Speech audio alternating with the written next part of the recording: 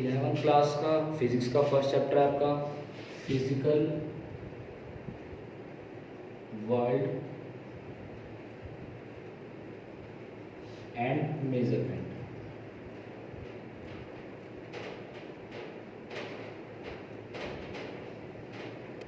इसके हम सिर्फ आज इंट्रोडक्शन पढ़ेंगे, स्टार्टिंग की थ्योरी बिल्कुल इजी।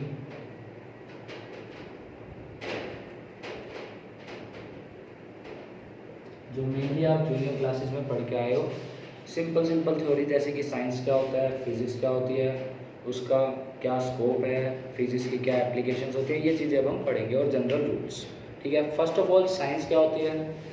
साइंस का मतलब है जो भी हम चीज़ें यहाँ पर हमें एक्सपेरिमेंट से, अपने ऑब्जर्वेशन से सीखते हैं, उन्हें क्या करना, इंटरप्रिटेट करना, लॉज बनाना, उसे क्या बोला जाता है, साइंस। ठीक है, the knowledge which human have gained through observation and experiment when organized systematically is known as science। जो हम गेन करते हैं अपने इंफॉर्मेशन, उसे ऑर्गेनाइज करके रखते हैं, उसे हम क्या बोलते हैं, साइंस। साइंस की बहुत सारी डेफिनेशंस हैं अलग अलग साइंटिस्ट के अकॉर्डिंग। ठीक है, सभी का डेफिनेशंस आपको लर्न करने की जरूरत नहीं है, सिर्फ उसे एक बार रीड कर लो। इन शॉर्ट साइंस जो है वो डायनामिक होती है। डायनामिक का मतलब चलती रहती है, कभी भी रुकती नहीं है। फॉर एग्जाम्पल, जो हम बेसिक एग्जाम्पल से सीखते हैं कि पहले माना जाता था कि अर्थ जो है वो फ्लैट है, लेकिन बाद में इसे गलत प्रूव किया गया। क्या प्रूव किया गया कि अर्थ जो है वो स्फेरिकल शेप के अंदर है, फ्लैट नहीं है। तो साइंस का काम ही यही होता है कि जो भी हम ऑब्जर्वेशन कर रहे हैं, एक्सपेरिमेंट कर रहे हैं, उनको आगे लेके जाना, ज़्यादा से ज़्यादा डिटेल्स निकालना। ठीक है, तो वो हमारा काम आता है साइंस के अंदर। इट इज़ ऑलवेज डायनामिक, कभी भी स्टॉप नहीं होते। कोई थ्योरी, कोई एक्सपेरिमेंट कभी भी रुक नहीं सकता, उसमें आगे नई चीज़ें जो है वो मिलती रहेगी। उसके बाद आता है आपका फिजिक्स। फिजिक्स क्या होता है? फिजिक्स का मतलब होता है नेचुरली फिनोमिना से रिलेटेड। फिजिक्स जो है वो एक ग्रीक वर्ड फोसिस से कंसिडर किया गया है, जिसका मतलब होता है नेचर। ठीक है, संस्कृत में जिसे भौतिकी भी बोला जाता है। तो फिजिक्स क्या हुआ, ऐसी साइंस की ब्रांच जो नेचुरल फिनोमिना से, नेचुरल चीज़ों से जो है वो डील करती है, स्टडी करती है उसके बारे में, उसे हम क्या बोलते हैं, फिजिक्स। ठीक है, फिजिक्स के स्कोप, फिजिक्स का पहले प्रिंसिपल, फिजिक्स जो है वो मेनली दो चीज़ों पे डिपेंड करती है। ठीक है, फर्स्ट है यूनिफिकेशन।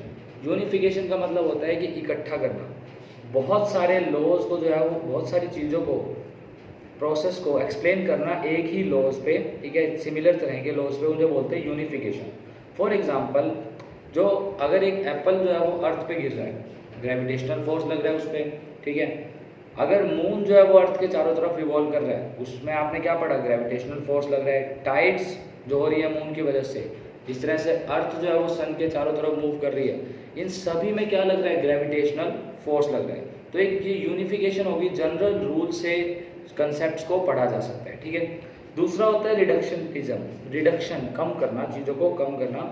जो अभी आप थर्मोडायनेमिक्स आगे पढ़ोगे, थर्मोडायनेमिक्स एक बल्क फिनोमिना होता है, बल्क सिस्टम होता है बड़ा, उसको हम पूरे को स्टडी ना करके उसमें छोटे छोटे चीज़ों को स्टडी किया जाता है, जैसे कि टेम्परेचर, इंटरनल एनर्जी, ये सब चीज़ें अभी हम पढ़ेंगे। तो मेन फिजिक्स इन दो चीज़ों पर बेस है कि एक ही तरह के लॉज से ज़्यादा प्रोसेसेस को डिफाइन करना, और एक बड़े जो कोई भी सिस्टम है उसे क्या करना, छोटे हिस्सों में तोड़ के उसकी स्टडी करना।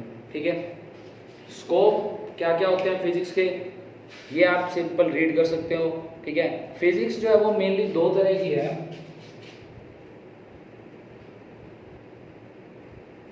क्लासिकल फिजिक्स, पहले क्लासिकल का मतलब होता है पुराना। क्लासिकल फिजिक्स के अंदर वो फिजिक्स आती है जो मेनली 1900 से पहले पढ़ी जाती थी। ये किन चीज़ों में डील करता है, ये मैक्रोस्कोपिक पार्टिकल्स, मैक्रोस्कोपिक ऑब्जेक्ट्स में डील करता है, जो बड़े पार्टिकल्स होते हैं, जैसे कि एस्ट्रोनॉमिकल यूनिट्स। ठीक है, उनमें डील करता है, उसे हम बोलते हैं क्लासिकल फिजिक्स। उसके बाद जो आई वो दूसरी कौन सी है, मॉडर्न फिजिक्स।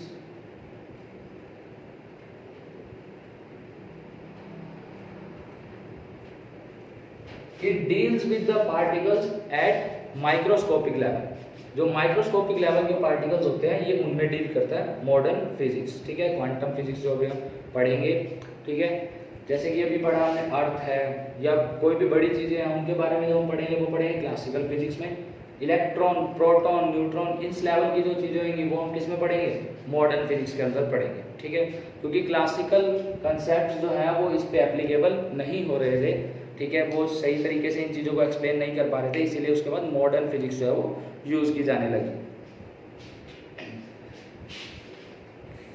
फिजिक्स का दूसरे सब्जेक्ट्स के साथ रिलेशन कैसा होता है, इसको आप सिर्फ रीड कर लो, केमिस्ट्री से कैसे रिलेटेड है physics. For example X ray diffraction से, रेडियो एक्टिविटी से हमें बहुत सारे प्रोसेसेस समझ में आए हैं। बायोलॉजिकल साइंस से कैसे रिलेटेड होती है, जैसे हम माइक्रोस्कोप डेवलप किया है, उससे बायोलॉजिकल साइंस में बहुत ही चेंज आया है चीज़ों के बारे में पढ़ने में। या फिर एस्ट्रोनॉमी से कैसे रिलेटेड है, टेलीस्कोप, तो फिजिक्स के लॉज पे बेस होता है। टेलीस्कोप की हेल्प से हम चीज़ों को क्लियरली देख सकते हैं, जो एस्ट्रोनॉमिकल यूनिट्स हैं उनको क्लियरली विजिबल किया जा सकता है। मैथमेटिक्स से कैसे रिलेशन होते हैं, मैथमेटिक्स पे ही बेस्ड होती है फिजिक्स, जो हम रूल्स डेवलप करते हैं, मैथमेटिक्स का यूज उसके अंदर बहुत होता है। ठीक है, तो वो मैथमेटिक्स और फिजिक्स आपस में रिलेटेड है। तो मेनली जो है वो सभी साइंस के साथ फिजिक्स कहीं ना कहीं रिलेटेड होती है। ठीक है, जैसे कि मीटरोलॉजी या फिर हम ओशन ग्राफी पढ़ेंगे, उसमें भी रिलेटेड होती है। सिज्मोलॉजी हम पढ़ते हैं, उसमें भी जो है वो फिजिक्स रिलेटेड होती है। ठीक है, physics in relation to technology. Technology का मतलब क्या है कि जो हम चीज़ें पढ़ रहे हैं, हमने रूल्स पढ़े, उसको अप्लाई करें, हम डेली लाइफ में एप्लीकेबल करें उन्हें, तो फिजिक्स का इसके अंदर बहुत बड़ा रोल है। ठीक है, जो कुछ फिजिस्ट हैं, साइंटिस्ट हैं, उनकी डिस्कवरी क्या क्या है उसको आप रीड कर लो, उनके नेम के लर्न करने की ज़रूरत नहीं है। ठीक है, उसके बाद आते हैं आपके फोर्सेस, जो किन किन तरह के फोर्सेस फिजिक्स के अंदर आप पढ़ते हो या अभी पढ़ोगे। पहला है आपका फोर्सेस के अंदर ग्रेविटेशनल फोर्स।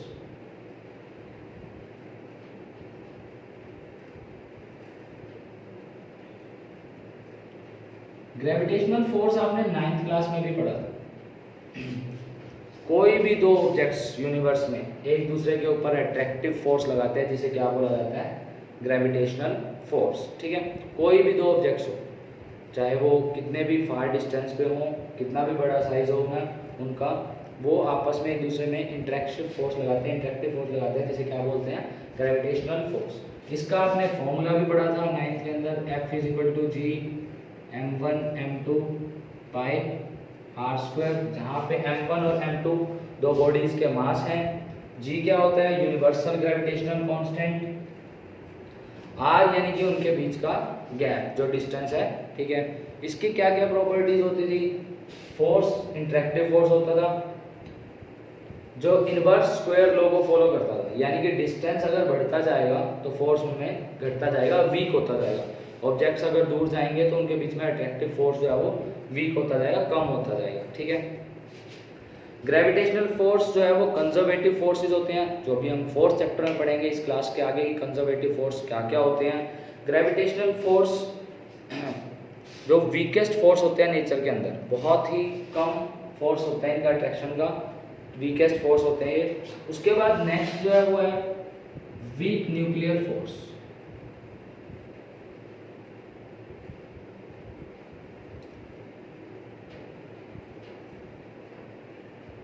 ये आपके लिए नई चीज़ है, वीक न्यूक्लियर फोर्स, क्योंकि अभी आपने रेडियो एक्टिविटी इन सब चीज़ों को नहीं पढ़ा, alpha decay, beta decay experiment, जिसको अभी हम आगे डिटेल में पढ़ेंगे। अभी हम सिर्फ इसका थोड़ा सा इंट्रोडक्शन पढ़ेंगे, वीक न्यूक्लियर फोर्स क्या होता है। देखो, जो फोर्सेस डिस्कवर हुए थे बीटा डीके के दौरान, उसे बोला जाता है वीक न्यूक्लियर फोर्स।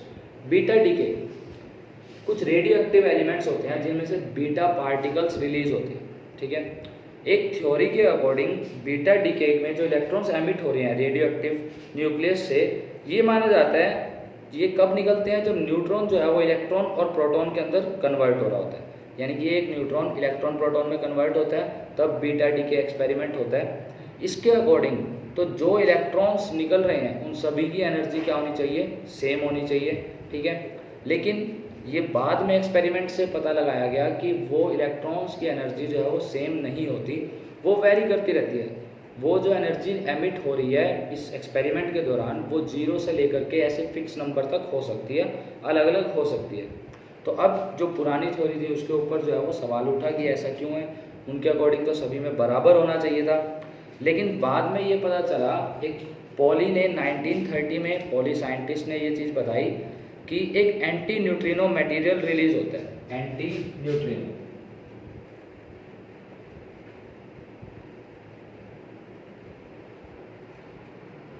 जिसको इससे डिनोट किया जाता है। बीटा डीके के दौरान एंटी न्यूट्रिनो पार्टिकल रिलीज होता है। एंटी न्यूट्रिनो जो क्या करता है, उस एनर्जी को बैलेंस करता है, ठीक है। To account for the variable beta energy, Pauli in 1930 postulated existence of an uncharge particle called antineutrino. उन्होंने बताया कि एक अनचार्ज पार्टिकल एंटी न्यूट्रिनो जो है वो इसमें निकलता है। The energy emitted by beta decay is shared by beta particle. जो एनर्जी एमिट होती है बीटा डीके के दौरान, वो बीटा पार्टिकल्स शेयर करता है एंटी न्यूट्रिनो, और इलेक्ट्रॉन्स के बीच में एक फोर्स लगता है जिसे क्या बोला जाता है, वीक न्यूक्लियर फोर्स, ठीक है। इलेक्ट्रॉन और एंटी न्यूट्रिनो के बीच में फोर्स लगता है। Hence it was concluded that an electron and antineutrino interact with each other through a weak force. तभी ये माना गया कि इलेक्ट्रॉन जो रिलीज हो रहे हैं और एंटी न्यूट्रिनो, इनके बीच में फोर्स लगता है जिसे क्या बोलते हैं, वीक न्यूक्लियर फोर्स, ठीक है। ये था आपका वीक न्यूक्लियर फोर्स, जो नया था, आपने नहीं पढ़ा। तीसरा है इलेक्ट्रोमैग्नेटिक फोर्स।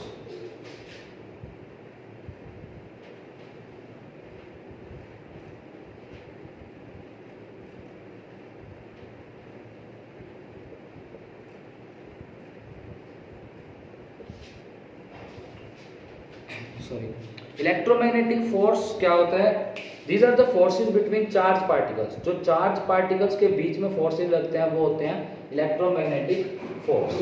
इलेक्ट्रोमैग्नेटिक फोर्स काफ़ी हद तक इससे मिलता जुलता होता है, जो इसका फॉर्मूला यूज होता है, ठीक है। इसमें जो हम फोर्स यूज करते हैं वो क्या होता है, F इज इक्वल टू के Q1 Q2 बाय में R²।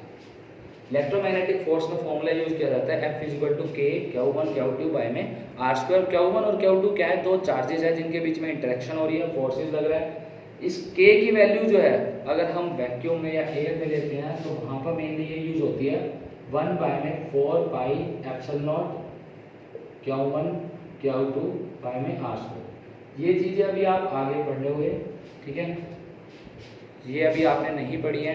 तो सिंपल आप ये समझ लो, इलेक्ट्रोमैग्नेटिक फोर्स दो चार्ज पार्टिकल्स के बीच का फोर्स होता है, जिसको इस फॉर्मूला से डिनोट किया जाता है। कोलम्नर्स लॉ को ये फॉलो करता है। कोलम्नर्स लॉ अभी हम आगे डिटेल में पढ़ेंगे, अभी सिर्फ आपने इसकी डेफिनेशंस पढ़नी है, ठीक है। ये काफ़ी हद तक इससे मिलता जुलता है। ये माइक्रोस्कोपिक लेवल पे ये लॉ फॉलो होता है, ये मैक्रोस्कोपिक बड़े लेवल पे, ठीक है। जो बड़ी एस्ट्रोनॉमिकल यूनिट्स हैं उनके लिए यही लॉ यूज होता है, और छोटी चीज़ों के लिए, चार्जेस के लिए ये लॉ एप्लीकेबल होता है। इसके बाद आपका आता है जो फोर्थ तरह का है वो है strong nuclear force, B, strong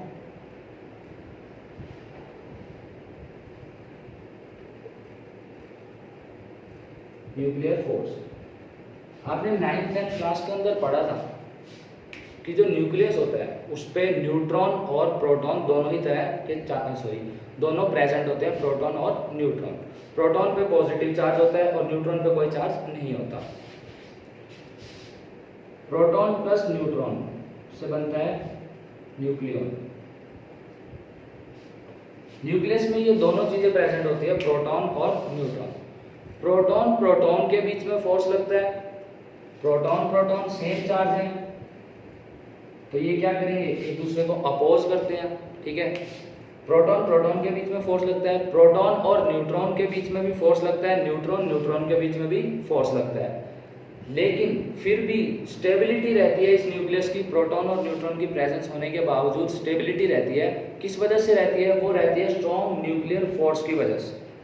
जो न्यूक्लियस स्टेबल रहता है, जो फोर्स लगाने के बावजूद, प्रोटॉन और प्रोटॉन का रिपल्सिव फोर्स लगने के बावजूद स्टेबल रहता है, किस वजह से रहता है, स्ट्रॉन्ग न्यूक्लियर फोर्स की वजह से।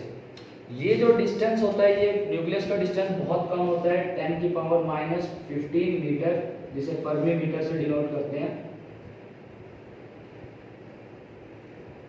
इससे भी लेस होता है, ठीक है, सॉरी, 10⁻⁻15 1 फर्मी मीटर से भी लेस जो है वो डिस्टेंस होता है न्यूक्लियस के अंदर, जो न्यूक्लियस का रेडियस है, ठीक है। इसीलिए जो न्यूक्लियस है वो स्टेबल स्ट्रक्चर होता है in spite of strong electrostatic force of repulsion between proton. Proton proton के स्ट्रॉन्ग रिपल्सिव फोर्स के बावजूद ये बैलेंस रहता है। किस वजह से बैलेंस रहता है कि जो स्ट्रॉन्ग न्यूक्लियर फोर्स लग रहा है, जो स्ट्रॉन्ग न्यूक्लियर अट्रैक्टिव फोर्स लग रहा है वो 10 गुना ज़्यादा बड़ा होता है रिपल्सिव फोर्स। ठीक है, आ गया समझ में? When two nucleons are within 1 fermi-meter, the strong nuclear attractive force is about 10 times larger than the stronger than repulsive force between proton and proton. Proton और प्रोटॉन के बीच में जो फोर्स लग रहा है उससे भी ज़्यादा 10 गुना ज़्यादा होता है ये स्ट्रॉन्ग न्यूक्लियर फोर्स, जिस वजह से वो न्यूक्लियस को वहीं का वहीं स्टेबल करके हैंडल करके रखता है। ठीक है, ये 4 तरह के फोर्सेस थे।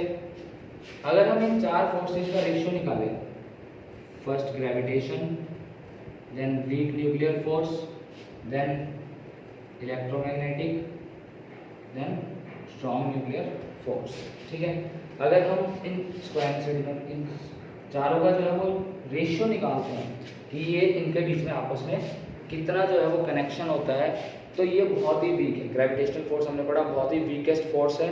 ठीक है, ये अगर इसे हम 1 लेकर के कर रहे हैं, उसके बाद जो वीक न्यूक्लियर फोर्स जो होता है वो 10 की power 25 in comparison to gravitational force ज़्यादा बड़ा होता है।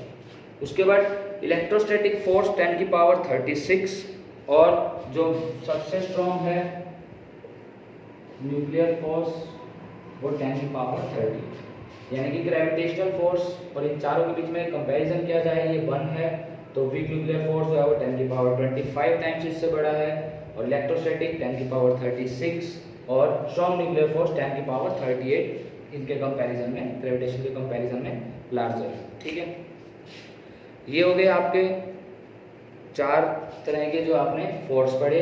ठीक है, उसके बाद आता है फिजिकल लॉज। जो लॉज 4 लॉज हैं एनर्जी से related,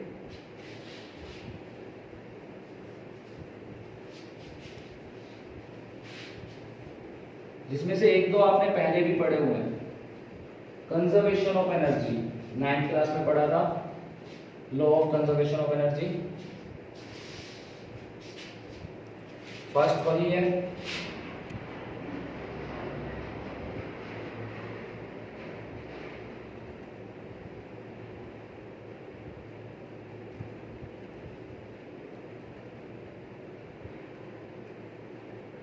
law of conservation of energy आपने 9th क्लास में भी पढ़ा था। इस लॉ के अकॉर्डिंग एनर्जी ना कभी क्रिएट की जा सकती है, ना ही डिस्ट्रॉय की जा सकती है, सिर्फ एक फॉर्म से दूसरे फॉर्म में कन्वर्ट की जा सकती है। ठीक है, तो law of conservation of energy क्या स्टेट करता है? According to this law energy can neither be created nor be destroyed, only it can be transferred from one form to another. लेकिन कुछ केसेस में देखा गया है कि जहाँ एनर्जी बन रही होती है वहाँ पर जो है वो मास डिफेक्ट होता है, मास जो है वो कम हो जाता है। इसके लिए आइंस्टाइन ने फॉर्मूला दिया था E = mc²। इसको हम डेल्टा एम भी लिख देते हैं कुछ जगहों पर। डेल्टा का मतलब होता है चेंज। E = mc²। मास अगर कम होता है किसी भी चीज़ का, वो मास किस में कन्वर्ट हो जाता है? एनर्जी में कन्वर्ट हो जाता है, जहाँ पे c क्या है? Speed of light, 3 lakh metre per second speed of light c। ठीक है, तो एनर्जी जो है वो mc² से भी डिनोट की जा सकती है, यानी कि टोटल एनर्जी कंजर्व रहती है हमेशा। ये आपने पहले भी पढ़ा हुआ है। सेकेंड लॉ है law of conservation of linear momentum.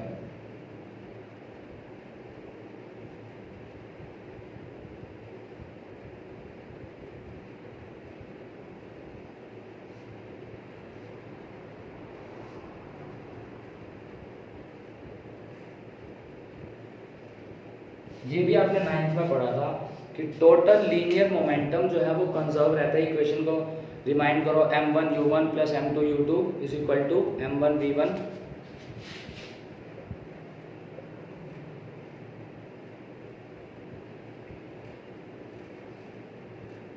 जो हम 9th में ये इक्वेशन डिराइव करते थे कि लीनियर मोमेंटम हमेशा कंजर्व रहता है।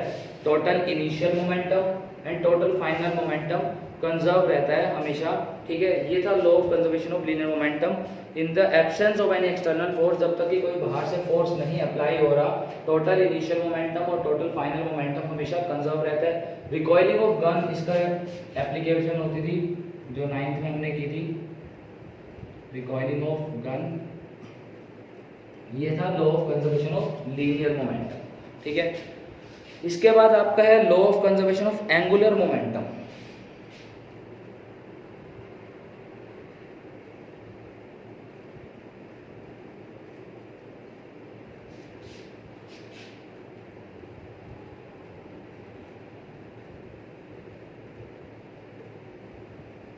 अब एंगुलर मोमेंटम क्या होता है ये अभी तक आपने नहीं पढ़ा, ये आपका 5th चैप्टर के अंदर पूरा डिटेल में आएगा एंगुलर मोमेंटम, ठीक है।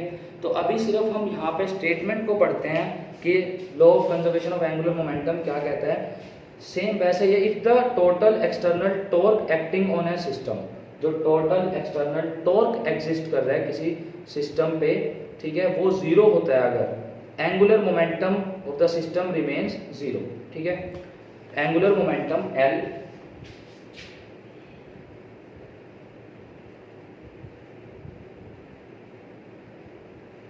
जिसको L से डिनोट करते हैं। एंगुलर मोमेंटम किसके इक्वल होता है, moment of inertia multiply angular speed.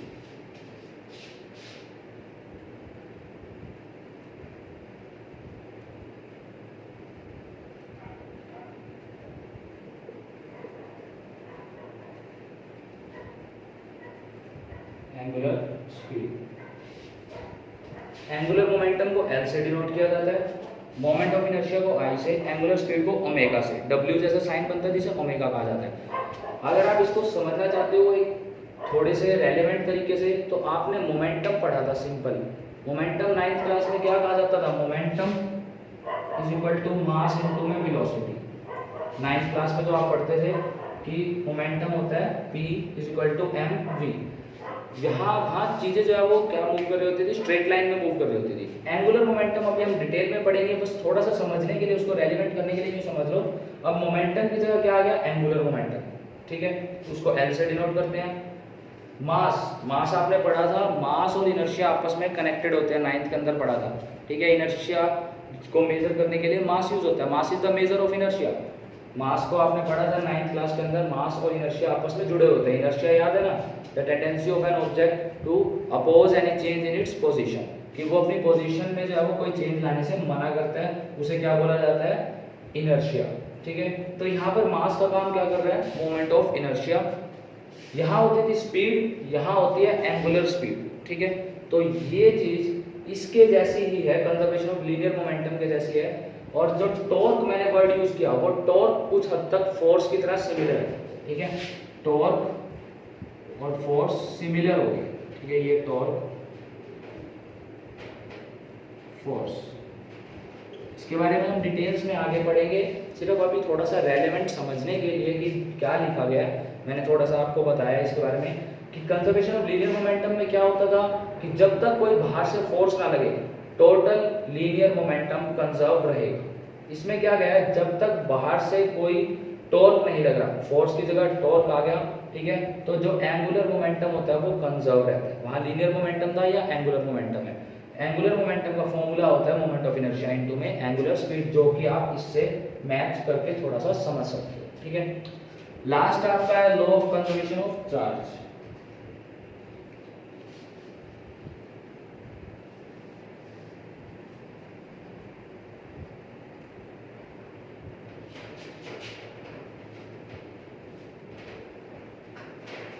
बहुत इजी है law of conservation of charge. Charge जो है वो ना कभी क्रिएट किया जा सकता है, ना ही डिस्ट्रॉय किया जा सकता है। Simple as that law of conservation of charge. Charges are neither created nor destroyed but can be simply transferred from one body to another. एक बॉडी से दूसरी बॉडी में सिर्फ ट्रांसफर किया जा सकता है चार्ज, ना तो कभी बनाया जा सकता है ना ही डिस्ट्रॉय किया जा सकता है। ये सिंपल है law of conservation of charge. आज के लिए आप इतनी थ्योरी पढ़ लो, बहुत है। उसके बाद हम नेक्स्ट स्टार्ट करेंगे, ठीक है। अभी इतना फिजिक्स को पढ़ लो।